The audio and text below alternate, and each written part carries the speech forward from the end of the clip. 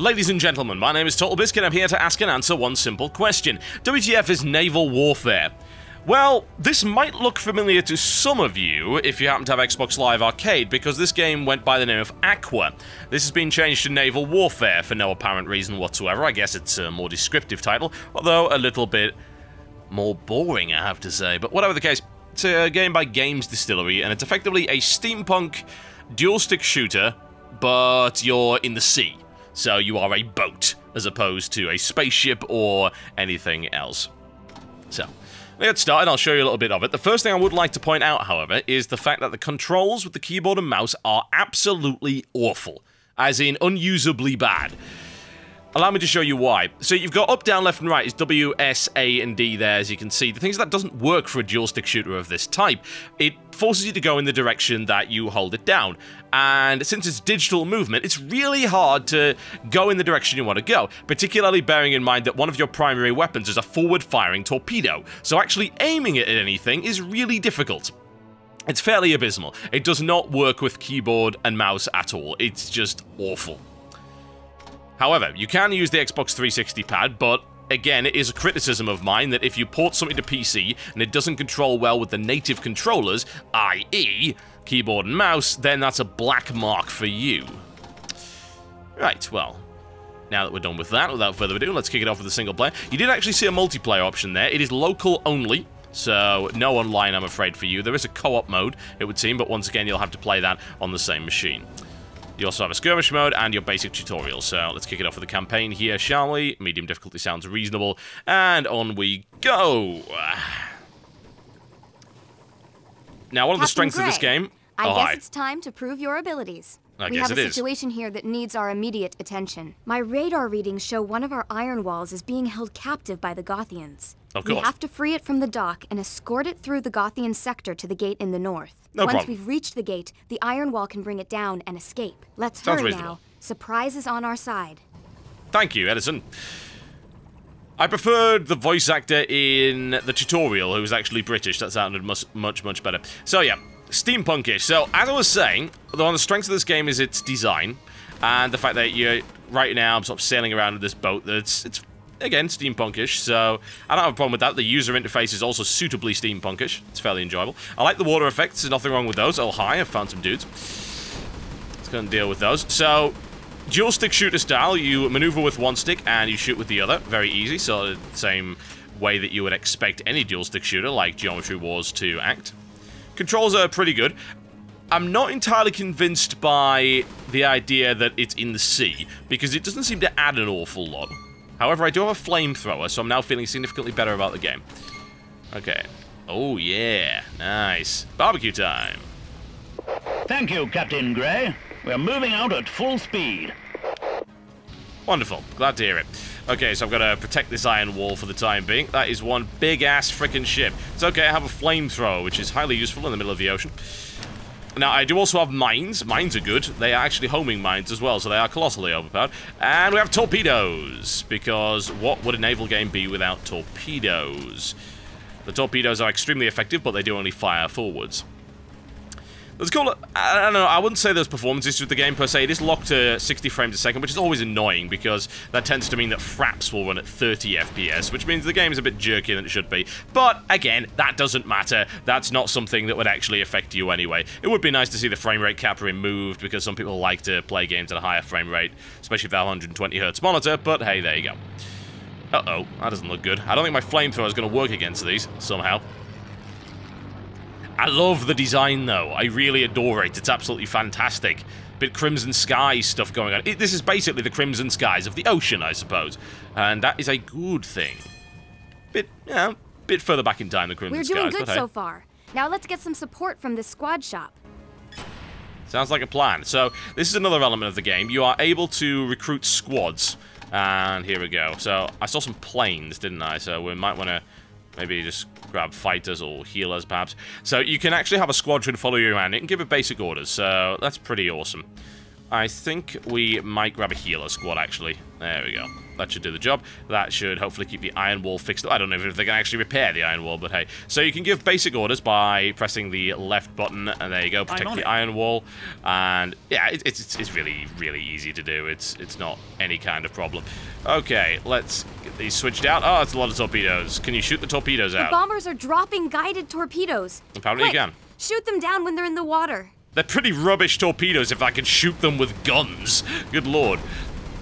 They were not thinking that one through, were they? Now, you also have a special weapon called an Aqua Flux, which I don't have access to at the moment because I don't have the requisite Aqua Flux energy to make it work, but hey, we'll go with it for the moment. This healer squadron's kind of useful. Can they heal themselves? I certainly hope so. They don't seem to be all that great in terms of the amount of weapons they have available to them, but aside from that, all is absolutely fine. As regards to being a dual-stick shooter, it seems to be an extremely competent one. I'm still not entirely convinced by the whole naval warfare thing, but this first level is very enjoyable. I don't really feel like I'm in a big boat. It's because I'm not. I'm in this little-ass speedboat that can move incredibly fast, so that doesn't really give me the kind of vibe I was hoping for from a game called Naval Warfare. Okay, now we can use the special weapon right here, which is basically a smart bomb and kills everything on the screen. So there you go. You can see there I have certain amounts of ammunition available for torpedoes and for mines. Those torpedoes move so unbelievably slowly. This is the first mission, so I can't expect it to be uber hard or anything. The iron wall has weak front and rear armor. Protect it rubbish. in the passage. What kind of rubbish ship is that? Ah, it's got really weak armor at the front and the rear. It's okay, nobody could possibly attack us from that direction. What? Why you do this? You were not thinking this one through, were you? Okay. Oh, we're gonna deal with these. These guys seem to also have shields, which I don't like, but not one little bit. Thankfully, shields don't seem to work against torpedoes. There we go. Dealt with. All is wonderful. Are they actually healing the iron wall? I haven't actually noticed the bar going up yet. Okay, deal with it, deal with it. There we go. Good, good, good, good, good. Sink them for Majesty's Royal Navy. I don't know if we're really in Her Majesty's Royal Navy, per se, but whatever, it works. Get some mines down, get some spam going on. Yeah, well, the spam the weapons. Not exactly the fastest ship in the fleet. Not really. Looks like the Gothians managed to regroup. This is Admiral Borosilov. All Gothian ships concentrate your attacks on the Empyrean Iron Wall. We must sink it. Attack! Thank you, generic Russian voice acting dude. Oh my. Flamethrowers. Yes, all sorts of nonsense. I also have torpedoes, which is not so great. I think my repair ships are repairing, as far as I can tell anyway. I need some more torpedoes. There we go. Thank you for obliging. Also, that is the most ridiculous mustache I've ever seen in a video game. I suppose that's an achievement of some description. It's all good. Fires and torpedoes! There we go. Dealt with. It's all good. It'd be nice if I could mix my squadron up a little bit, but it seems like you're bound to having 4 ships of the same type. I'd like to change that around. The iron wall is at the gate. Very good. We're in position. Loading portside battery with heavy siege shells. Well, here's hoping you've got a lot of them, because I'm getting pounded right here. Heal me up, little shippy things. There we go. Okay, I'll just pick up a health pickup instead. Sounds reasonable. Yeah, well, good. Fantastic. Right. Could you shoot that at some point? That would be amazing. Yeah. Come on, anytime now. God, you have the slowest loading of any ship I've ever seen. Yes, I'm well aware that real ships load slower. There you go. Kill him. Just kill him. Why can't this big ship just destroy everything in the world? It's massive. Look at it. What is its actual purpose other than to look pretty? It's one of those vanity ships. So, are you going to shoot the wall, or what? Is that your grand plan? Are you just going to sit there while you get shot to pieces?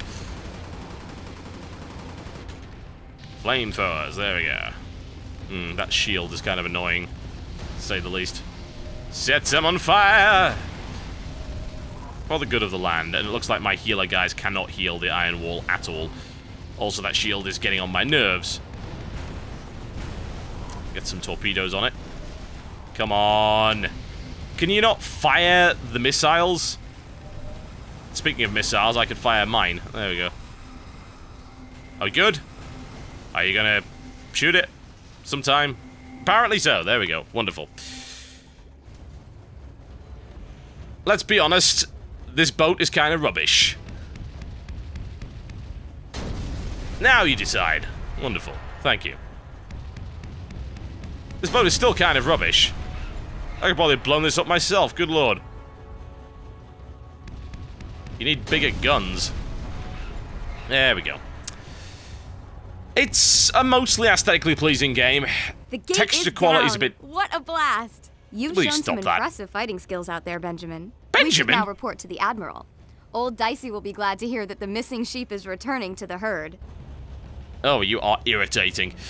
Well, yes. So there you go. There are no collectibles to find in this mission. Graphically, it's okay. I mean, the water effects are really good. The explosions are pretty awesome. The texture quality is fairly weak. The game's anti-aliasing also doesn't seem to work at the minute. I don't know why, but it flat out refuses to turn on anti-aliasing. I turn it off, it says, oh, sorry, I've got the hiccups here. Yeah, I turn it on, and it says, right, okay, so you've got to restart the game in order for the changes to take effect. They never actually take effect, so you can probably force it in your graphics drivers, but it would look a little bit nicer if it wasn't so jaggy. Well, whatever. It's not... I wouldn't really concern yourself too much with it. I mean, it is a $10 title. Ah, cutscenes. How wonderful. Are we going to have any storyline? That would be nice.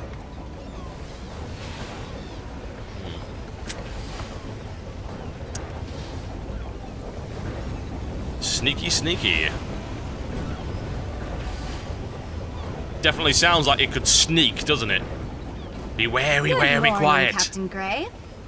If you say so. I've not seen hide nor hair of this treasure you brought us out here to find. If you like, we can turn right around and rejoin the victory parade. They might like to know their war hero has gone off on an unsanctioned treasure hunt. Ah, blackmail. I didn't know you had it in you. The people would like to celebrate the man who brought about unconditional surrender. Unconditional surrender, which will yield us about 2 yards of land. It's more than 2 yards, I think.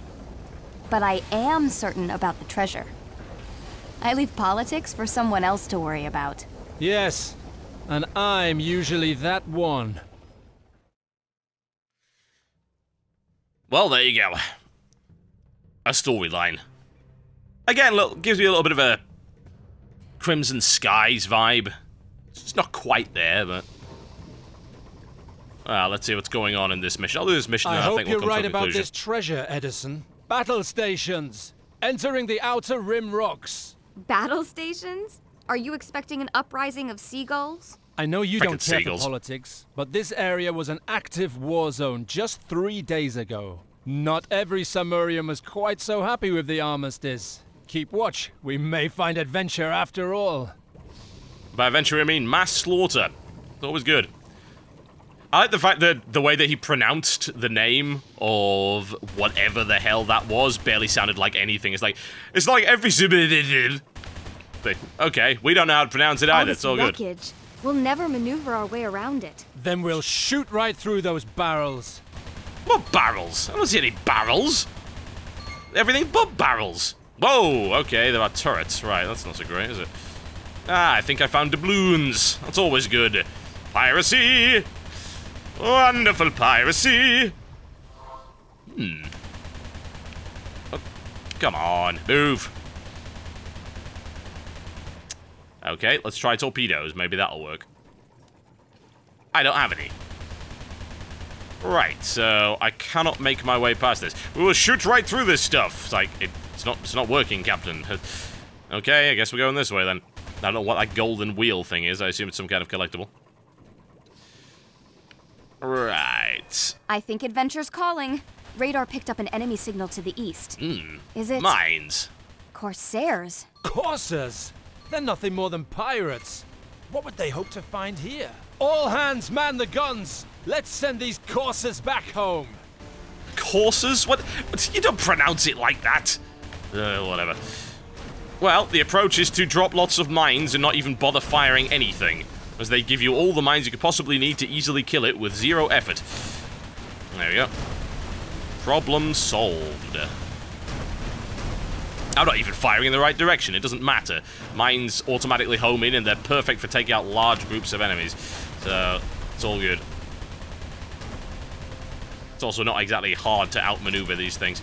I've heard there are 3 types of ship in the game. I believe this is the speedboat, which would make sense considering its Coursers speed. are usually just a nuisance. I've never seen them operate in such numbers. Well, coursers were horses, actually. A courser. Yeah, I'm fairly sure it is. I've always pronounced it corsair. I don't know, maybe that's the American pronunciation. It's possible. It's not a word I usually use. I can't say. Oh, that doesn't look very pleasant, does it? Then you really haven't seen this. I'm detecting a large force of Corsairs to the west with... a behemoth artillery ship. Behemoth artillery?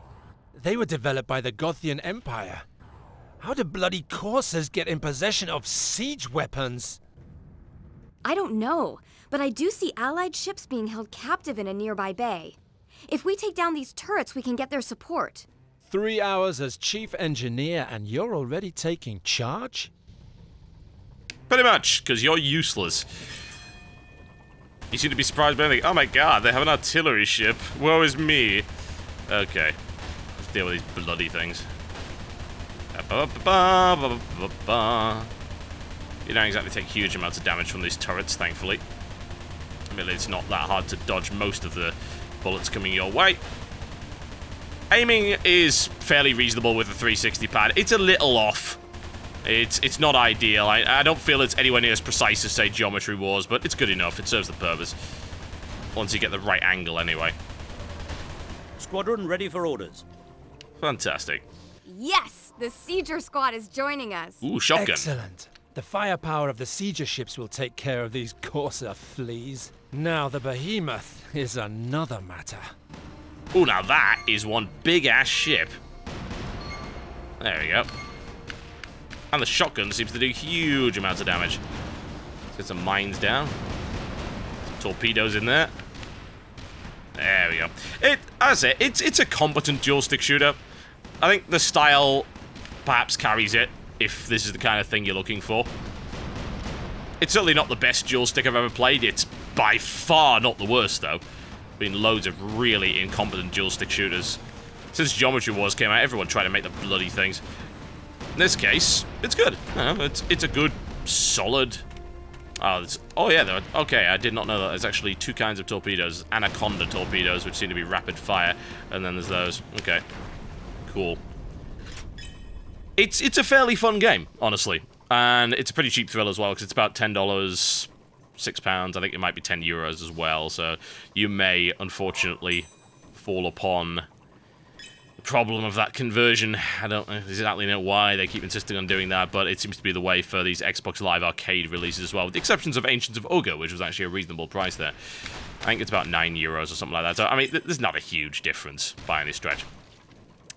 It's a good, solid dual-stick shooter with a fairly enjoyable style. I don't really believe that the whole naval warfare aspect actually adds anything whatsoever to it. I really, really don't. I hope that it would add more than it does. I suppose it's just because you just zip around. I mean, boats do not maneuver this way. And I was hoping, perhaps, to see that they might... Right away. Come up with something, there might be some momentum, some weight behind everything, but, the ship's very floaty. So, it's pretty much the same as piloting any spaceship in any dual-stick shooter. It just happens that you can't go and land with it, so you're sort of limited in the places that you can go. I wouldn't say that the naval warfare adds really anything to it, or detracts anything from it. I think it's more the steampunk style that adds to it. It's nice to see a game that actually has that kind of style. Also, I might add this behemoth is rubbish. You just sit next to it, shoot shotgun shells at it, and it can't do anything. Why were they even afraid of this ship to begin with? There we go. Let's finish the rest of these cockroaches. You're not a very nice person. Almost like you've been doing it for years. Okay. I believe they said something about the flamethrower being effective against those things, but I don't actually have the flamethrower. It seems that you lose the weapon after the level is done. I knew I chose the right captain to sail with. I was also the only one who would go on a treasure hunt that has yet to yield any treasure. Squadron dismissed. Let's see what else is out there. You've only been here for 5 minutes. Well, treasure hunts take much longer than that. And that's that level done. So yeah, it's competent, it's reasonable, it's not a bad game, certainly. Be nice if anti-aliasing worked. It would be nice if the keyboard and mouse controls weren't absolutely abysmal. Do not buy this if you want to play it with keyboard and mouse, only if you have an Xbox 360 pad, which means I've got to mark it down in terms of it being a not so great port. Performance is fine. It's difficult to get enthused about the game because it's not amazingly fun. I know, it's pretty much average in every respect. I perhaps had hoped for more. It was a cool kind of premise, really. Like, hey, we're going to have a naval warfare dual-stick shooter based in a kind of steampunky, Victorian-ish sort of setting. So it gave me the idea of crimson skies on the waters, and it didn't exactly deliver. But it's a solid game in its own right. It's certainly competent, and perhaps you might be interested in something like that. My name is TotalBiscuit. That was a look at Naval Warfare. I'll see you next time.